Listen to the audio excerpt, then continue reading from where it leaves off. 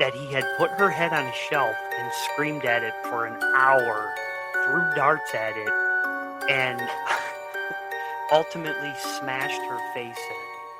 He also cut her tongue out and her larynx and put them in a garbage disposal. Tell me in a sentence who you are. I'm nobody. I'm a bum. I'm a boxcar and a jug of wine. And a straight razor if you get too close to me. Do you ever feel violent? Yes, I do. What do you feel like doing? Killing people. You still feel like killing people? Yes.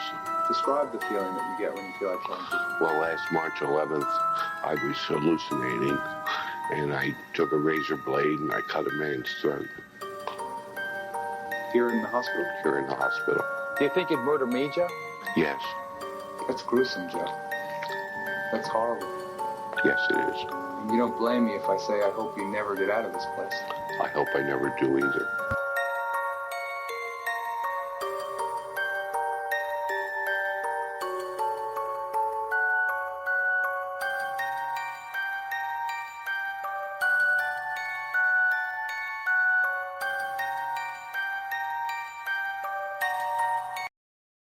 Welcome, all you true crime lovers. Sit back, grab that blanket and hot beverage, and prepare for another Saturday night of The Murder Show. Whose mind and story will we dive into tonight? Now for your host, Tim, and alongside him, his co-host, Criminology, Chris, and Classroom Jackie. My gosh, give me 1 second, guys.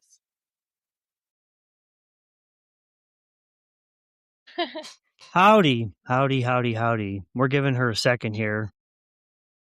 She's loving her brain, so we don't really have control over that. Welcome, everybody, all you true crime fanatics. Welcome to another fabulous Saturday evening here on the Murder Podcast Show. I, as always, at least I keep telling me, I'm your host, Tim, and alongside of me is my fantastic co-host, Criminology Chris. Well, hi, everybody. And alongside of my co-host is the director of all of our social media platforms, Classroom Jackie. What's up, guys? It's all right, Classroom Jackie. We're okay without it for now. We're going to get through this. Yeah, we're gonna. We really are. It's all going to be okay. I lost it anyways. It sounds like I'm underwater. What about now? Does it Hello? still sound like I'm underwater? Do I sound like I'm underwater? I don't know. How's it sound in the chat? Let us know. I don't know. Everything's running good over here. So. Yeah, we can hear it pretty darn good. Weird. I'm really close to the camera and half of the sofa's... That's because Chris hasn't moved over. That's why. Oh, it's missing me. That's Chris. So... Also, we got Okay, it sounds fine to unsafe Snuggie. So it could be a lot of times if a you speaker, your phone. if you whatever have watching issues in it, just refresh YouTube itself. And a lot of time, YouTube's been having a lot of issues this past week with a lot of lives. I follow a court trial live guy, and he said YouTube's been having a lot of issues. So there you go. Now you can see Chris. Everybody's in it. We're good to go. So we have to wish Criminology Chris a happy birthday. Yes, Oh, it was Criminology Chris's birthday this past week. old man. He's an old man now. He's 84 and looking damn good. He's Benjamin Buttons. You look damn good for 84. I thought you were 24. I'm not against it. That's fine. I'll accept an age in my 20s. Well, I don't know. I don't want to be thought of in my 20s, but I'll go back and do that again. That'd be great. This is it. He's living it. Living it. He's living it. So, okay. Happy birthday. Unsafe Snuggie says happy birthday. Unsafe Snuggie is a big fan of the paid actor now that's in the show, also known as the stupid fucking horn. Yeah, that's great. That horn. It's back. Yeah, again. that horn can go fuck itself. Anyways, baby. So start out with our sponsors here. I had my sponsor screen way too far off. I don't even know what I was thinking when I did that. It's good, Tim. You're doing great. Okay, so we have Crafty Corner by Laura. Laura makes all handmade crochet items, jewelry, plushies, and more. And you can check her out on Instagram at Crafty Corner by Laura.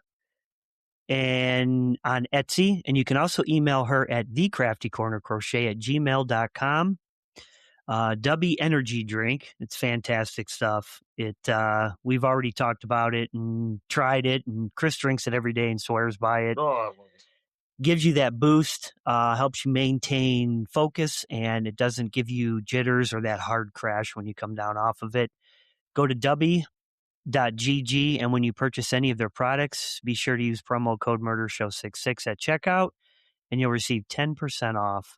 And then another good one here, the Dochi Snacking Edible Cookie Dough. Comes in a jar, gluten-free, plant-based, no eggs. You can either cook it or eat it straight out of the jar. They have various flavors from chocolate chip, UTF fudge brownie, peppermint batty, and basic bitch.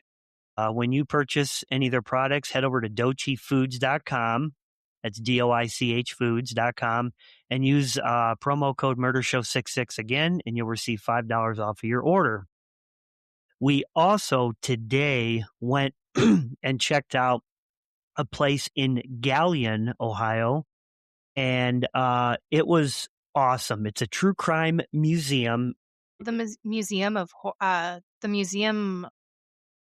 Oh my gosh! Hold on, I actually have it written down. Oh, thanks for playing. And gosh, they have a restaurant in there called The Last Meal, and in their menu is what they do with it is they actually have some of the last meals that some of the killers had before they were, executed. It is the Ohio Museum of Horror, and it is really cool, like Tim said. It was a neat drive. It was really cool.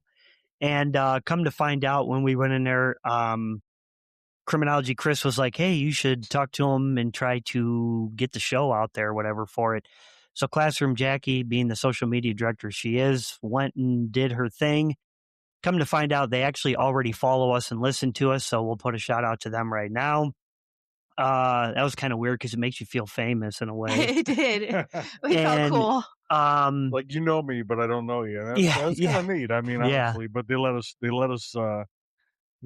advertise by writing some chalk on their big boards that they have when you first walk in there. A lot of people have written a bunch of stuff all over the wall. We are also waiting to hear if we would be able to have a show there and go do an actual episode in the museum. Yeah, they said we can do that. So we're waiting to hear back there. We will see. They said we can rent it out if we wanted to, but you can stay the night, and that place is haunted. Ghost hunting. We'll do some host. Do an episode and then haunt. But anyways, let's get things rolling here tonight. Oh, sorry. Do we want to do our social media minute? Oh, yeah, that's right. The social media. We had some growth this week. Give me a second here. We're going to head over to the Classroom Jackie's 1 minute of murder. Classroom Jackie's 1 minute of murder. All right, guys. So our Instagram, we have gained 2 followers. Yay. It's growing. Hell yeah. Somewhat. Our Facebook, we are at 110 followers. YouTube, we had hit 115 between last week and this week. It was really cool. And our TikTok went from 1,006 to 1,133. Yeah, the TikTok and the YouTube are growing really rapidly. Yeah, Daily. YouTube and TikTok go up multiples every day. So that is awesome. And we couldn't do it without you guys putting us out there. Oh my God. Yeah, you guys are what make all this possible and, happen for sure. So thank you, Classroom Jackie, for the 1 minute of murder there on the social media. Welcome. Media. So, tonight we are telling a story that captured the nation. This happened years back, and I know a lot of people probably remember it, but we're doing it with a focus that often gets lost. So this isn't just about the Caylee Anthony case, okay? This is mostly about her daughter, telling the story, what happened with her, and We're making her the focus this time. Yeah. Because she really got lost in the case. Yeah. So a 2-year-old girl whose life was cut short. I mean, you lived for 2 years, not too far off, I think, from being She was going to be 3 in 3. August. Yeah. So 3 months away. And whose smile lit up every room and whose absence? Yeah. Anyways, changed everything. Caylee Marie Anthony was born August 9th, 2005. She lived in Orlando, Florida, surrounded by grandparents who adored her, and a mother who, at least outwardly, seemed devoted. But in June 2008, Caylee vanished. And for 31 days, no one outside of Casey knew she was gone. So her early life, before the headlines, before the trial, she was a simple toddler, curious, playful, and deeply loved by her grandparents, Sydney and George Anthony. And they had a nickname for her. She would call George Jojo. Jojo, that's right. She had one for him. Family photos show a little girl who loved to swim, dance, and play outside. She was talkative, expressive, and full of personality. Those who knew her describe her as joyful and affectionate. And that's what happened, that's why what happened next shook the whole entire country, because a child like her doesn't just, disappear. This doesn't happen. I mean, kids do disappear every day, which is sad.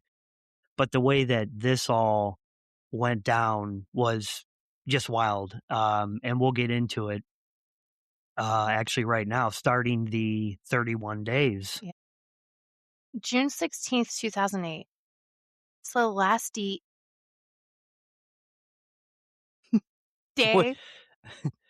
Caylee is seen alive. Over the next month, Caylee Anthony, Caylee's mother, tells friends and family a series of stories about where Caylee is, with a nanny, at the beach, at theme parks.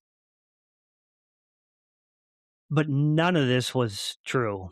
There was no nanny named, we're just going to call her Zanny, yeah. There was no play dates, no trips, and no one outside of the Anthony home saw her again. It wasn't until July 15th that Cindy Anthony called 911 3 times, reporting her granddaughter missing and expressing fear that something terrible had happened. So the moment she was reported missing, the community volunteered. They had a whole entire search party. They searched parks, woods, abandoned lots. Flyers went up everywhere. Her face was on every news channel. And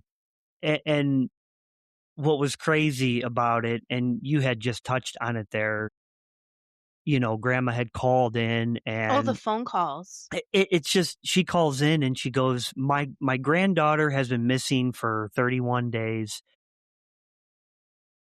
Casey had said last time they saw her, Casey said she dropped her off, which I have a police report that I'll go through here in a little bit, but I dropped her off and I was going to work.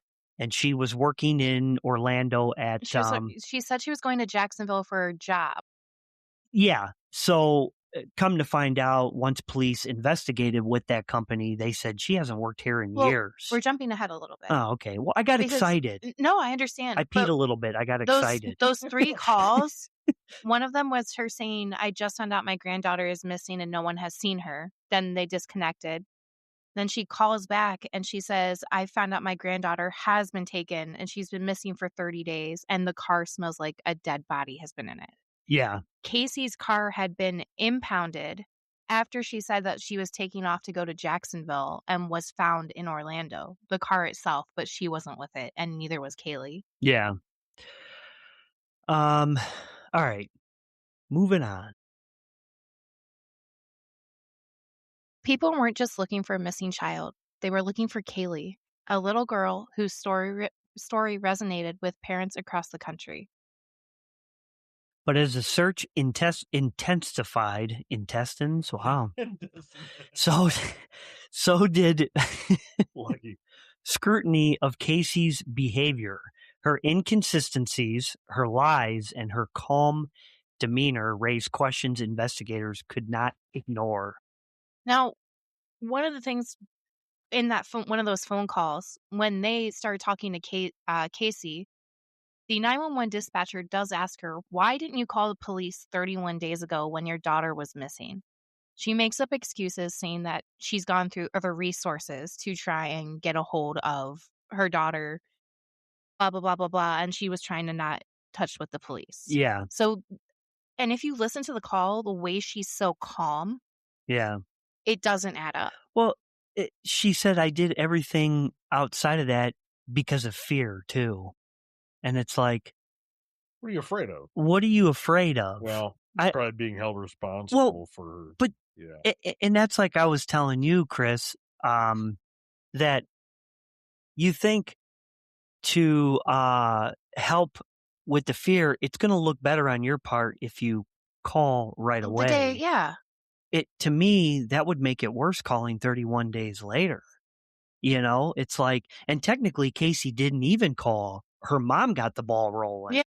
Her mom. So how long? Caylee's grandma. How long would Casey have continued this? Grandma didn't get the ball rolling, you know? Or if her car hadn't been found. Yeah. There's a lot of inconsistencies, like they just said, that really piles up here, and you'll hear about it, and we've got some different clips and stuff too to show. Sorry. Despite search efforts and George and Cindy saying that they believe that she was still alive, on December 11th, 2008, 6 months after she was last seen, Caylee's skeletal remains were found in a wooded area less than half a mile from the Anthony home. And it was by a utilities guy who had taken a break to go into the woods, and he found her and called his boss, who called 911. I couldn't even imagine being in his position, finding some remains that. He's probably just going in the woods to probably take a leak or something, you know. He's on break. Mm-hmm. Well, they just found her skull, right? Yeah. And it's like, oh my gosh. So, the discovery devastated the community. The memorial that grew near the site showed how deeply people had connected with her, even those who had never met her. The medical examiner ruled it a homicide by undetermined means. The prosecution argued it was murder. The defense claimed it was an accidental drowning. But the truth of what happened in those final moments remains unknown. She was, and to kind of build you a picture of this, if you don't know anything about the case, she was found with part of her clothes still there, a blanket from her nursery that was a Winnie the Pooh on one side and Piglet on the other, and 3 pieces of duct tape across her mouth. This was one of the biggest things. That duct tape kept her jaw intact along with her baby teeth. Yeah. And even though the adhesive was gone, there was enough hairs to identify her bones, because there was nothing left. It was just dry bones. Yeah. Like driftwood almost. Yeah, they said there wasn't even marrow in the bones. Like it was just. It was dry. Yeah. So it is hard to determine that, but if you have the hair and it's still holding the mandible together, that's somebody killed her, you know? Yeah. Well, they said that the jaw is usually the first thing to break off when the body starts to decompose. Yeah, right. And they said the only thing that really held it on was the tape. Mm-hmm. Pretty much held it still together. So now we're going to kind of hit into the trial, and this is where a lot of stuff gets really sketchy. And we have an interesting fact, because we did look it up and it was not mentioned in the trial. Oh, okay. So in 2011, the trial of Caylee Anthony began. It became one of the most watched court cases in American history. Probably besides the Nicole Bronco case, you know. Oh yeah. OJ. Yeah. Oh yeah. The glove fits. Casey faced charges including first-degree murder, aggravated child abuse, and aggravated manslaughter. She was ultimately acquitted of those charges but convicted on 4 counts of lying to law enforcement, 2 of which were later overturned on appeal. Well, now when prosecutors were talking, she mentioned that she came up with 3 different stories of where who Caylee was with. One of them was Zenaida Gonzalez, Zanny the nanny. Zanny the nanny. She stated in her, what is that, the police report when they originally took her in the office to interrogate her about the daughter? Yeah. The police report stated that she had met this nanny through a mutual friend. His name was, I know his middle name was Michael. It's the only part I remember. Hopkins. His last name was Hopkins. And they asked if this person was real, and he said, absolutely not. There has never been that person. Yeah. Never been that person. Why did they not bring him in to testify against this? Yeah, so his name, I'm I'm going to. I think it was John or Jacob. His name was, yeah. So she met the nanny through mutual friend Jeffrey Michael and Hopkins. So she had watched his son before, Zachary, for 6 months to a year. She met her in 2004 around Christmas on a date listed above, June 9, 2008, after dropping her off at Zendaya's apartment.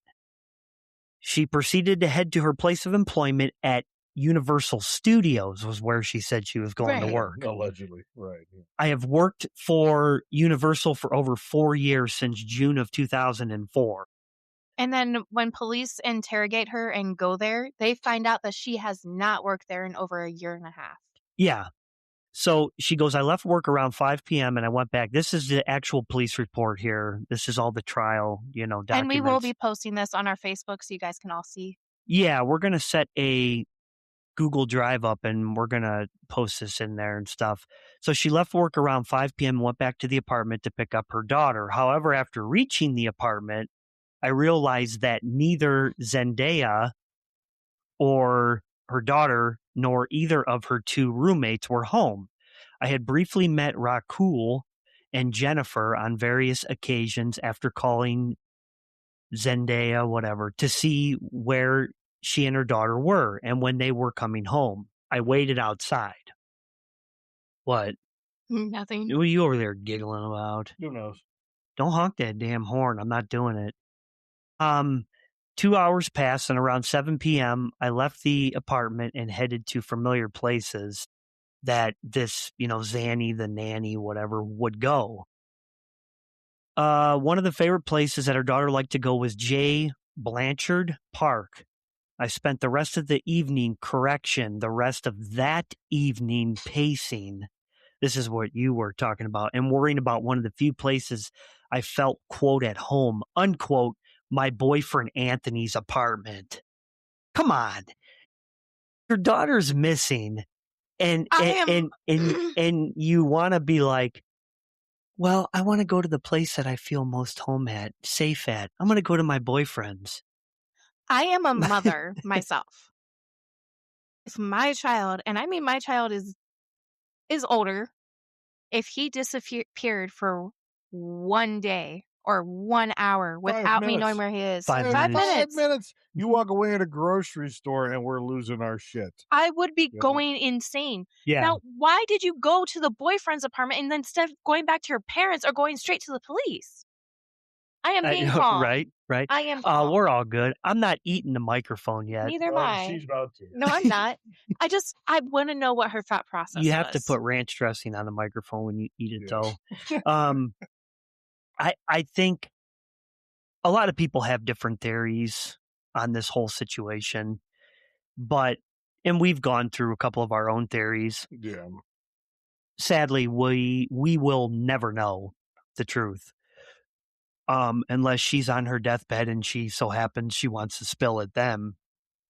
But so for the past 4 weeks since she disappeared, I have stayed at Anthony's apartment in Sutton Place. I have spent every day since Monday, June 9th, looking for my daughter. I have lied and stolen from my friends and family to do whatever I could by any means to find my daughter. So you're saying that you've lied and stolen. That's what I don't get. What did you lie and steal about?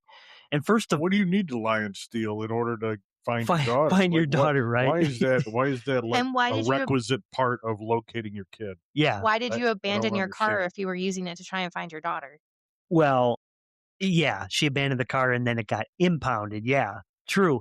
And you can't say you've lied and stolen from your friends and family because your family didn't even know that she was missing. So maybe friends. I have avoided calling the police or even notifying my own family out of fear. So there's the fear thing that we talked about. I have been and still am afraid of what has or may happen to her daughter. I have not had any contact with, Zanny, the nanny, since Thursday, June 12th, 2008. And then it says I received a quick call from her, but it doesn't really state anything about what the call was about. Not once have I been able to ask her for my daughter or gain any information on where I can find her. Every day I've gone to malls, parks, and any place I could remember Zanny taking her. I've gone out and tried to find any information about her, whether by going to a popular bar or restaurant. Why is Caylee going to be in a bar or a restaurant? She wasn't going to look for Caylee. She was going to go look for Zanny and Jennifer and Raquel. But she said in here she's gone to try to find any information about Caylee or Zanny, whether by going to popular bar or restaurant. She spent those 31 days partying. There are pictures of her hugging a toilet in a American flag as a dress. She entered a hot body contest. Oh, I forgot about that one there. Yeah. She did. She even got a new tattoo, and the tattoo artist who was interrogated said that the only thing she talked about was how happy she was with her life and didn't say a single word about her daughter. Yeah. I mean, you didn't know that's what you do when the kid goes missing. You go and get ink. Yeah. You didn't know that? Yeah, right. Or you hang out at the bar. Oh, yeah. Honestly, yeah. Yeah. And you drape an American flag around your body. Yeah. That's just disgraceful by itself. You don't do that with the American flag, period. But so I've contacted Jeff Hopkins on several occasions to see if he had heard or seen from Zanny, the nanny. Jeff currently lives in Jacksonville, Florida. On Tuesday, July 15th, 2008, around 12 p.m., I received a phone call from my daughter. She got a phone call. That's great. She's using the phone and she's only 2. She got a phone call from Caylee. Wow, that's a smart kid. Today was the first day I've heard her voice in over 4 weeks. I'm afraid of what Caylee is going through. Probably payphone. Right? Caylee's probably using payphone. After 31 days, well, she probably cracked into her piggy bank and got some change out. Yeah. After 31 days, I know that the only thing that matters is getting my daughter back. With many and all attempts to contact Zanny, and within the one short conversation on June 12th, 2008, I was never able to check on the status or well-being of my daughter. Zanny never made an attempt to explain why Caylee is no longer in Orlando or if she is ever going to bring her home. So that's Casey's police report statement there. I didn't mean to, I just wanted everybody to kind of hear her. They needed to. Yeah. So anyways, so the verdict, as Classroom Jackie was just saying, which she was ended up being convicted of, it shocked many. Can I say one thing about the medical examiner? How both of them. Yeah, I've got a clip too. Yeah. Are you going to bring up how the one broke the skull? Oh, yeah. I forgot about that. Remember how we mentioned that these bones were absolutely dry? There was nothing in them. Mm-hmm. And the mandible was taped together. They could see it through x-rays. They did 360 x-rays. They didn't feel the need to open the skull because you could take a flashlight and see inside. Yeah. The defense's medical examiner who got a hold of the bones broke her skull. Yeah. He, instead of cutting it open, when they asked, well, what happened to the skull? He goes, well, I don't know. I broke it. Yeah. Yeah, he said the prosecution's work was shoddy. Medical exam. Oh, yeah. Examiner's work was shoddy. Yeah. The medical examiner that they had for the prosecution did everything correctly. She did a good job with every information that she had. Which wasn't a lot of information. I mean, Some of you these don't have- bones were smaller than your pinky nail. Yeah. Well, the things that don't add up, and I don't get it, and I've never been a juror. I've been, summoned before, but end up getting canceled and stuff. I wasn't on that jury. But what I don't get is when they found her car, George, Casey's dad, was a retired police officer. He knew, they said, what dead bodies had smelled like. So when they got to her car, a Mustang, he said that it smelled like a dead body. And the only thing he found in the trunk was a bag of trash. So he's like, okay, well, I'm glad I'm not going to see that. And then when they impounded the car and took it to investigate and look over for forensics, they tested the air in the trunk, and it did test for decomposition, but chloroform as well. I know. And then they found a search history from her mom. She was looking for chlorophyll, which is the green part of a plant. This one gets criminology Chris going, so I had to get involved in this. This one gets his gears. We did go to type in chlorophyll, and the first thing that pops up is chloroform. No. Yes. So who's Googling chlorophyll? What her mom typed in that came up that they found in the search history from Google was, how do you make chloroform? Here's the thing. She says, I was trying to figure out how you make chlorophyll. You can't make chlorophyll. It's in plants. Yeah, it's in plant. It is part of the photosynthesis or synthesis. Photosynthesis. Just honk the damn horn. I saved you. Up. I saved That's him. Great. No, it's too late. I fucked up. You called yourself out. I'm going to burn that horn. Anyways. It's already broken. It's taped together. So, anyways, you can't make chlorophyll. So, and that's what I don't get is, why was her mom trying to search how to make chloroform? There's just a lot of things that don't make sense here. And then I know there was a theory at one point where Caylee drowned. The dad panicked and freaked out. Here's my thing with the trial. They're talking about how she killed the daughter and how things happened, and she's showing absolutely no emotion, just looking like pissed off, mad about it, just shaking her head the whole time. I think she had her hand underneath the table taking care of the lawyers, what I think. And she was shaking. That's what I think she was going shaking. on. But when they talk about Caylee drowning and her dad moving her body, she starts crying and showing emotions. I have theories. I have thoughts. I'm not going to explain them right now. Well, yeah. But I want to know why she had no emotion when she talked about her daughter dying. But when they talk about drowning and her dad doing it, she starts crying.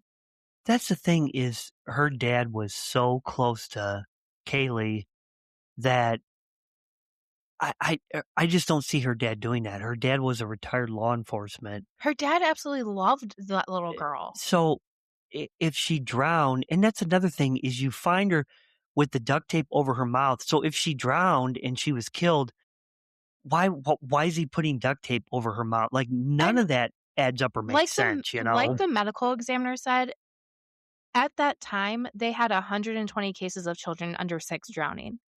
Every single one of those cases had mothers calling 911 or a parent calling 911. Yeah. She has stated that she had mothers who were on cocaine and harder drugs that will call 911 still begging and pleading for help, even if the body is stiff because they think there's something. Yeah. Why was there no call, especially if her dad is a retired officer? Yeah. Well, the medical lady said that they've even had calls of crackheads. I just said that. Oh, yeah. Wow. Where did I go? Huh. That's great. Hey, I clapped. Shove He that horned fucking you. Horn, that stupid horn. Somebody take my side in the chat. If you hate the horn, put a thumbs down. If you love the horn and want to keep it, put a thumbs up. We're going to vote on this. And if you Googled chlorophyll. How to make chlorophyll. How to make chlorophyll. If you ever Googled that, let us know. Let us know. An unsafe Snuggie, you better not put a thumbs up for that stupid fucking horn. Oh, we already know. Yeah. It's the paid actor. Yeah, She She's on supports my it. side. paid actor. So anyways, now what's crazy about it is everything that we just talked about. You know, so when they sent out the remains of her, they said they couldn't find traces of, chloroform, but the medical examiner said It doesn't even have a half-life of 3 days. exactly. And this was 6 months later. Mhm. So of course you're not gonna, And you're not gonna going to be able find to it. find if there's any drugs in her system or anything like Give that a squeaky because clean toxicology report due to the fact that it was just it's bone. not gonna. Yeah, there's Yeah. nothing there to, for this stuff to remain in. Yeah. It's not gonna be in the bone. No. So yeah, squeaky clean toxicology comes and now We started talking and it started getting windier. yeah, I don't know, is it wind or Oh, yeah. It's going crazy. But it feels good though. It does. So, moving on here. Sorry, what? The case became a cultural flashpoint. People debated the evidence, the verdict, and the behavior of everyone involved. But in all the noise, Caylee's story sometimes faded into the background. And that's why we're here, to bring focus back to her, a child who didn't get to grow up, who didn't get to start school, and who didn't get the life she deserved. Caylee's death led to public calls for legislative change, including discussions around Caylee's Law, which would require parents to report missing children more quickly. David brings up a point there in the chat. There is a such thing as artificial chlorophyll, University of Chicago. You have to specify more on that, more David. like borophyll? More like borophyll. Yeah, you have to specify on that, David. You kind of lost me. She probably didn't plead insanity just due to the fact that Oh yeah, all of the lies and everything that she had on there. Plus, she didn't come across as insane. Yeah, I was just gonna say that there's nothing that can really prove where she can even try to use that as an excuse. No. She wasn't psychotic, although I beg to differ that. But as far as trying to plead that, there's just nothing that can really revolves around that. Clinically, she's not. Yeah, Yeah, she's doing what she did to her own benefit. She fully was capable and knew exactly what she was doing. Yeah. She knows exactly. And the crazy thing is now, several years back, there's videos of her and you see her on stage with, Johnny Depp's band, and she's out partying still now. And now I believe she's a vlogger, getting married or gotten married, and she's having a kid. I don't know. I don't follow up with her because I can't stand her. I just read that she posted that she's starting a new career. Get ready for this, okay? As a, it's a lawful, it's something to do with law. She wanted to do something with law. And I'm like, what? Yeah. Hold on. Okay. A legal advocate. That's it. So, legal. Yes, that. So that's. Wow. So Caylee's Law, just quickly, you know how now we have 24 hours to report. You have to report within 24 hours of a child missing who's under 13. Yeah. That is because of Caylee's Law. That was implemented starting in 2012, which if you don't do it, there's actually misdemeanors and felony charges if you don't report the child missing within 24 hours. Florida. It's not just in Florida, it's across the United States. Most of the U.S. is covered, has this now. Well, it's a good thing. Yeah. Like Ohio does it. You have 24 hours, you have to report a child who's missing. Most people do it within the first 10 minutes. Normal ones, yes. Yeah. So, like I said, most. we have some videos, didn't we? Yeah, we'll get to them. Okay, we're doing okay here. Her story also sparked conversations about family dynamics, mental health, and the limits of forensic evidence. Because, I guess there wasn't enough forensic evidence for them to find her guilty. But I don't know. When that little hunchback medical guy that the state had came out there and he's all like, literally called out that one medical lady. That's just bogus. Saying it was shoddy. Shoddy, and that's crazy. That's bullshit, because the lady did that. She didn't open this call because, like you said, there was nothing in there, and she shined a light and she could see. It had been 6 months. It was And they decomposing. x-rayed every single part of her, Yeah. every piece of bone. Yeah. Every piece, all the way down to the ones that were the size of a pinky nail. You couldn't see, you wouldn't have found anything, even if you cut that skull open. Yeah. Nothing. Exactly what she said. There was no fractures. There was no head trauma. There was nothing to the bone to display to say that she was beaten. So I'm going to give me a second here. I am going to show you a couple clips. This is a pretty good Netflix documentary here that is pretty good, if you know what I'm saying there, folks. Ooh. So it's going to come up on your screen here, and it's the medical lady that we were talking about during the trial, and Dr. G. Yeah. So it's pretty good, though. June of 2008, according to Cindy, Casey tells her that she needs to go to Jacksonville for work, and she's going to take Caylee with her. She told them she had a job. She told them she worked at Universal Studios.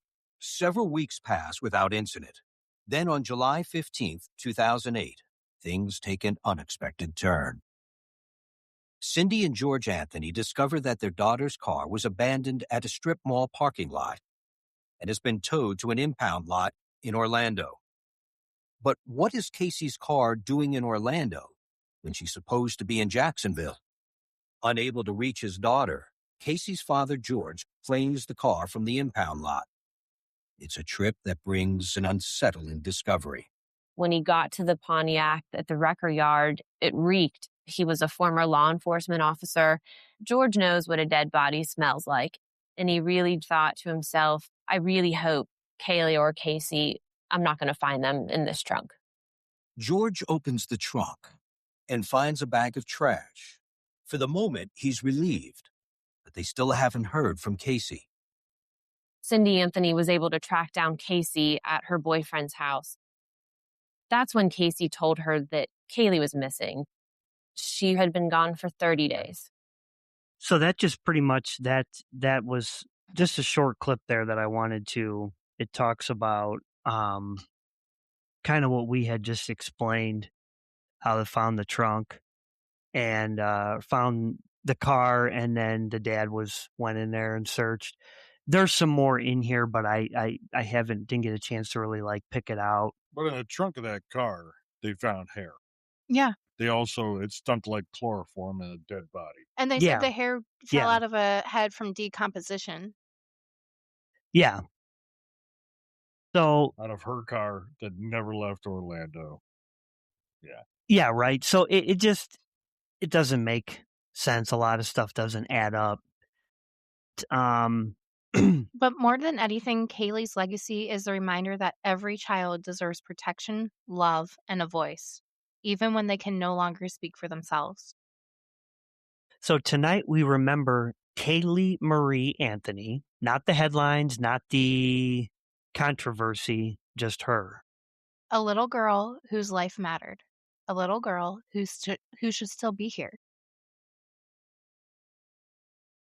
Yeah. So anyways, I'm not going to ring down. It tells me, thanks for listening, everybody. No, but it's just, I don't know. Everybody's got their different theories, of course. I mean, but really, I haven't heard of one person yet that really believes that she's, not guilty, because I just don't understand what was going through the jury's mind, how the jury cannot, with all this stuff. It just boggles my mind. Well, they touched on it. They basically said that they were more or less kind of looking for like the smoking gun, basically, or something. The problem was through all of this, I believe, is that you couldn't prove beyond a shadow of a doubt that she was murdered by anybody. Yeah, and likes him. Hey, everybody! Yeah. But look, there's your girlfriend. But you can't really prove that anybody was killed because there wasn't any evidence left to prove that. There was no damage to the bones. There was no damage to her body. I mean, that you could prove that, maybe she died in an accident and she was just put in the woods. Yeah. So, but so at the end of that's why. I mean, she ends up getting off because you can't prove that she killed her. Yeah. But so I want to hear both of your theories, and then I'll say what mine this is. was a civil. Sorry, Frida jumped in there. Hi, Frida. Hi. Welcome in. Welcome in. You It's think a family member. Is that who? Okay, Yeah. I wasn't sure because I'd never really seen him in the chat before. You think if this was actually if this was a civil case and a preponderance of the evidence sort of situation, What is preponderance? she would have been guilty. That means more likely than not it happened. That's what it means. Okay. So in a criminal case, it's different. When you're trying to actually accuse somebody of murder, you have to prove beyond a reasonable doubt that it occurred. Yeah. In a civil case, you don't necessarily have to do that. And that it probably would have flown. But in this case, I think they were looking for like legitimate evidence that says that she was responsible for the death of that kid. Now, everything's stacked up against her, David, sorry. That's a really good point. That's it, right? And that's the thing is like, you don't just duct tape a kid's mouth shut. And that was what one of the defense tried to say was, oh, well, who knew that it didn't fall off when they were duct taping the bag shut and it stuck to her? No, that's not how it works. And they had that heart on the duct tape too, right? Exactly. There was a heart sticker. They mentioned that it was in place in order to hold the mandible still to the skull itself. So if it was on the bag itself, then it wouldn't have been able to, her teeth wouldn't have been found, her mandible wouldn't have been together, and there wouldn't have been hair on it. Right. Yeah. I don't know. I'm not a medical examiner, but it just stands to reason that wouldn't. I agree. I think they were, Frida. That's just exactly it.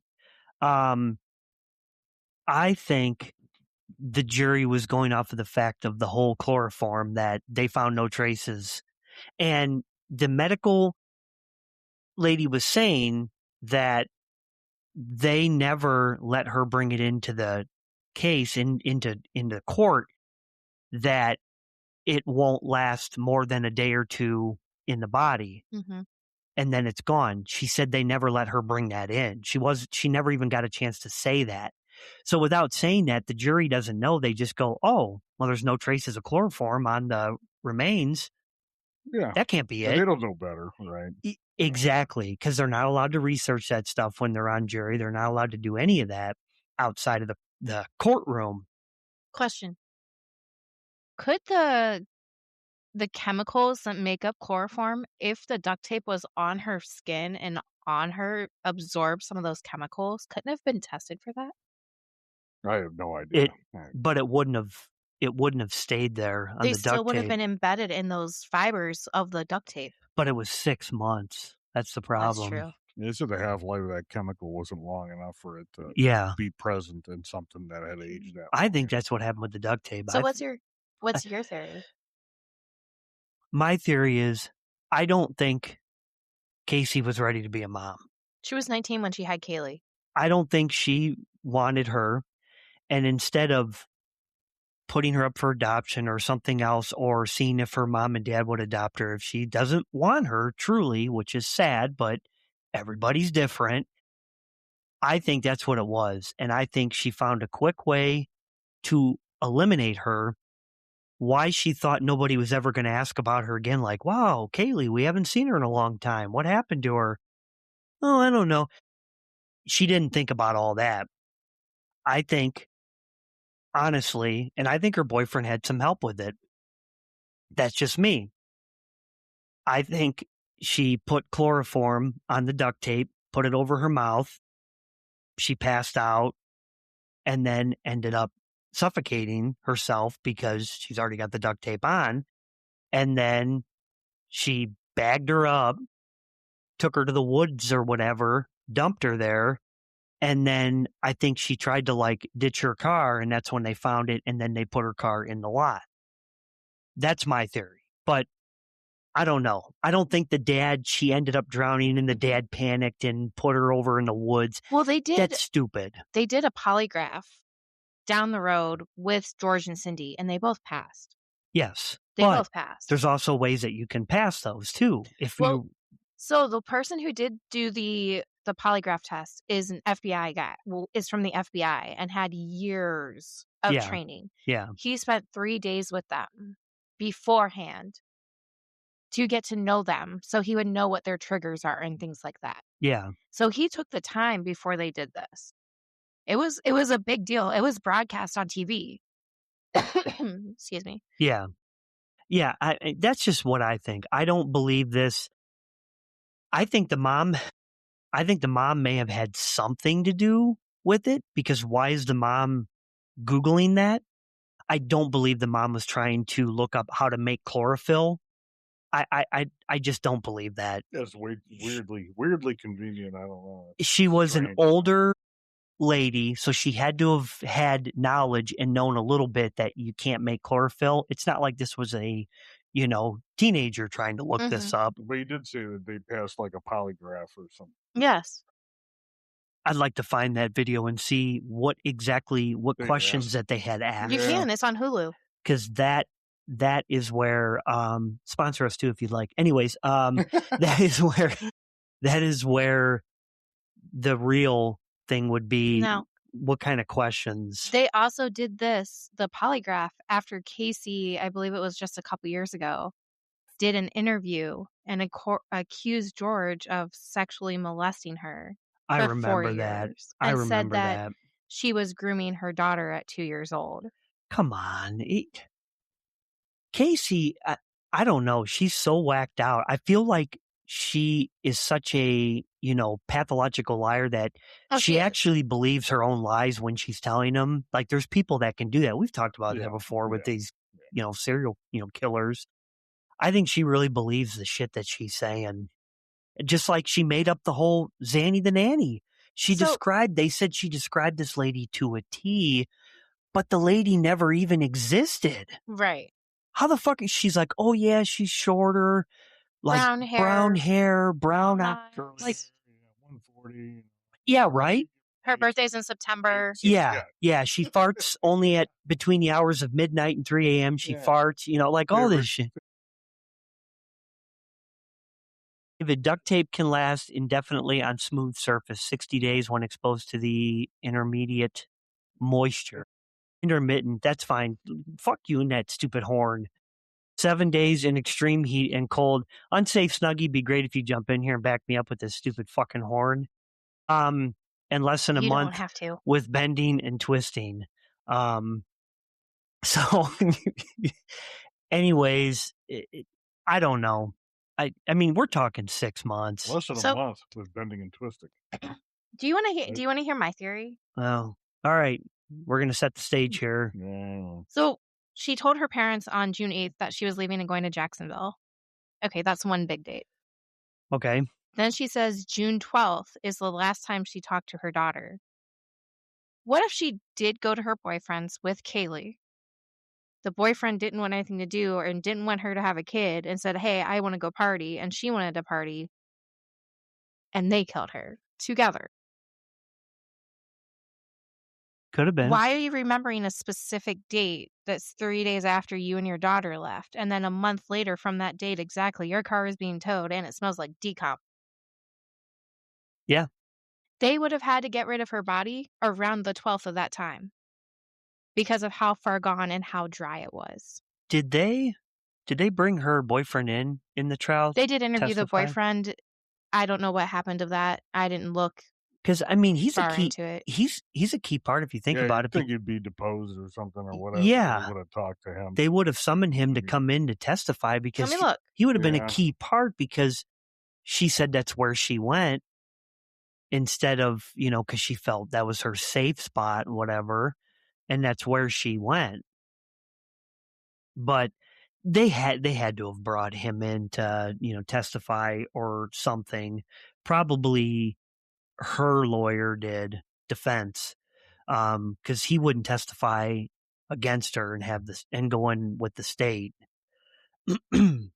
But yeah, that's Okay. So her boyfriend, Tony Lazzaro, gave testimony during her 2011 murder trial. He testified that Casey never mentioned having her daughter, Caylee, and that she was missing, in danger, or dead while they were dating in the summer of 2008. He met Casey on Facebook, and she began staying at his apartment mid-June, telling him that Caylee was with a babysitter or grandmother. At the time of the trial, his father indicated Lazzaro did not want to be swamped by the media and was trying to move on with his life. of He course. was mentioned in the 2022 interview by Casey. How ironic he doesn't want to be swamped by the media. But he's testifying that she never said that she had her daughter and that she was with her grandma all the time. Yeah. Maybe, I don't know. It's hard to know. Mid-June would be around the 12th. Yeah. Well, okay, last time her parents saw her was the 8th. She said she was leaving. And going to Jacksonville for a job. Orlando. No, Jacksonville. No, she was going to Universal Studios in Orlando. She was going to Jacksonville for a job. She dropped off, supposedly, her daughter. She told, if you rewatch the interview, she was supposed to be going to Jacksonville for work with Caylee. But Orlando's not in Jacksonville, though. I know, but she told her parents she was leaving with Caylee to go to Jacksonville. To go to Jacksonville. We're bringing this shit up right now. Go for it. I know I'm right. Okay. Here we go. This is you actually read it earlier. If you get this wrong, I did not. Yes, No, I did not. And if you get this wrong, you're getting 3 horns. I'm not getting no fucking horn. 1. There's 3. Okay.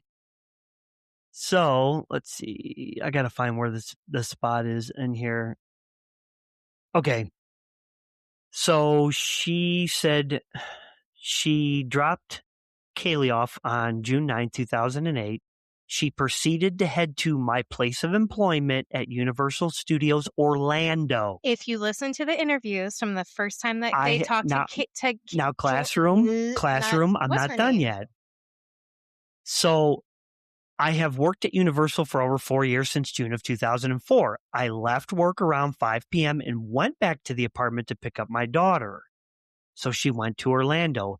The Jacksonville that you guys are thinking of, I remember reading Jacksonville, but it was not where she was going. She was going because the police had called Universal Studios to find out if she was there or not at work. And they said, no, she hasn't worked here in 2 years. She told her parents before they left, before she went and dropped her off, that she was going to go to Jacksonville for a job. And she and Caylee were leaving. That's the last time that they saw Caylee. Okay, that's the last time they saw her. That's what I was talking about. Okay, I'm sorry. Horn. It's because they said she's told multiple different stories. That's why. That's why. Yes, but she had originally told George and anybody Cindy, wants to help me out in the chat, that'd be great. But she had originally told George and Cindy that she was going to Jacksonville for a job. And then she met this guy, and he said that she never had the daughter with her, and that was always at the babysitter or the grandmother's. Yeah. That's why they made a big deal out of the car never leaving Orlando. Yeah, because they ended up using, cell phone towers to pinpoint that she had never left there. She was there the whole entire time. So that's what I don't get is, committing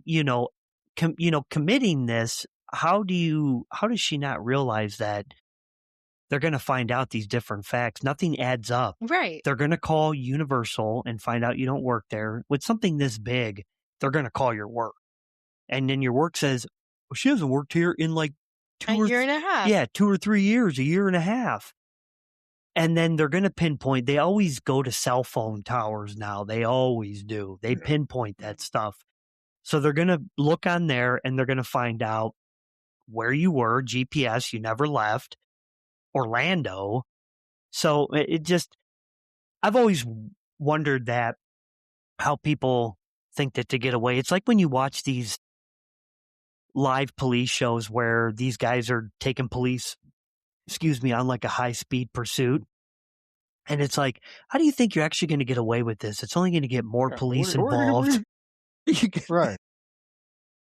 It's Maybe crazy. go hide in Mammoth Cave in Kentucky. They're gonna find you. They're going to end up using spike strips eventually. They're going to use some sort of pit maneuver thing or that they they're do. going to let you go because it gets dangerous, and then they're going to show up at your house and arrest you. Well, that's just with, motorcycles, because us motorcycle guys are cool. Yeah, we are. We're sweet.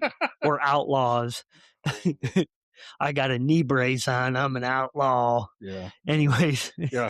I was turning a corner on my motorcycle yesterday and got a leg cramp and almost had to pull over. He told me about this story when he got back from riding yesterday. Oh, it was rough. I mean, seriously, I was going down a hill. I was sticking my leg out to the side trying to. I was on the back of this bike too. Man. Oh, that's just great. That's when you know you're getting really old, when you're like, oh, shit. Yeah. I picked up my leg, I put it on the bike, and I'm like, leg grab. And I'm on the back. I'm like, are you okay? Yeah. Slow down. My phone's in my pocket. My screen's still on. The songs are changing. My leg is freaking hemorrhaging. He would have been laughing so hard. Oh, it was awful. It was awful. I was taking a nap during the whole thing. So, yeah, anyways, I wanted to cover this case because it's always been one. I know a lot of people are like, oh, covering this, why you got to bring it up, and I don't want to hear it. And it's not, we're not bringing this up for the fact of, we're not doing this the because morbid sadness of the situation. It's just, yeah, I mean, Casey doesn't need any more fucking publicity than she's already Caylee had. needed it, and that's what we wanted tonight, was to make Caylee the focus, not Casey. Yeah, exactly. You know what? In time, I mean, one day she's going to say something. Somebody's going to say something. Karma, I've always been a big believer in it. It's my toe. Karma eventually will, listen, we don't need no weird feet shit over there. Karma is going to end up getting Casey eventually. That's my personal opinion. I believe in that shit. But I'm sure that jury took a lot of shit for that. Well, you saw the media, like, they were like 1, 2, 3 needs death sentences, things like those. Everybody that was outside, the crowds, people. The verdict was crazy. Tickets to get in there. I mean, it's crazy. That's just ridiculous. Tickets. And I bet guys showing up with tape on their mouths and things. In the heart. It's just I bet, and Casey probably felt like she was a star at that point too, because she's like, oh man, look at this. People are coming in here to see me. They're getting tickets for this show, and then of course she's putting on her fake I'm upset act and blah, blah, blah. Did she serve any actual jail time for those misdemeanors? That I don't know. They probably gave her a slap on the wrist and some community service. Karma is on the wheel. Her turn is coming around. Yeah, it's very true, David. That's a good way of putting it. Very, very true. But anyways, I just thought this was a pretty wild case. I remember back when this was all going down to shortly after I got out of high school. Well, not during the trial. The trial was in 2011. A year after I graduated. What, in 11? No. The trial was in 11, but this all happened in 8. Yeah, so it was a year after I graduated. I was out of high school for a few years by that point, but I wasn't. But yeah, anyways, did we figure out who we're covering? No. Oh no. no. Do that now? No, next week we're doing the shoemaker. Yes. We're back to the shoemaker. We're going to do the shoemaker. I forget his real name, but yeah, we're back Joe to Callinger. Yeah, that guy. He's in the intro video that we have. Licks his lips. Asked him if he wants to kill him. Talking to Geraldo, yeah. Would you kill me right now, Joe? And he's like, I would. That guy's wild.